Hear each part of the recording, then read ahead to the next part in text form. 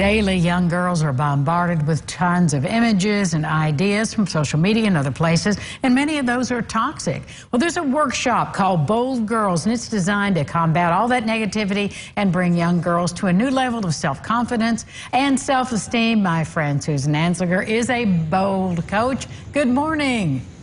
Good morning, Angie. So good to see you, and I'm so happy to share the story of this very uplifting program for girls. Tell us how you got interested in bold coaching. Well, it was because of, being brought up also, going through all the changes of junior high and middle school and going to new schools. And I also have a daughter that went through some rough times with toxic relationships and, not a real good body image. Right, which is so true, as I was talking about in the opening. So who is your target audience as far as age is concerned? That would be any girl from the age of 8 to 16.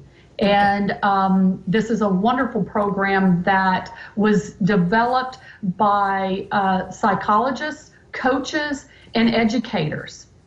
And how are you going to deliver that program in these days of social distancing? Well, what we will do is we can Skype, or we can Zoom classes. We can do this over the phone, or we can do it face-to-face, but just keep our social distance from each other. I'm very excited about this program. There's so many positive habits that these girls need to, develop in themselves. Stand tall and use their voice to advocate for themselves and go after their dreams and make history. Well, and we need that now more than ever, my goodness. So let's talk about, with our audience, Susan, some of the important takeaways that you want these girls to really own, besides standing up tall and speaking with their own voice. Well, that would be, just developing good habits and being able to see, as you said, with social media, there's so much negativity on there. We want to develop good habits on social media. Maybe not spend so much time on that. Leave your phone. And we want to talk to them about their mindset and being able to stand up and speak for themselves and be comfortable in their own skin.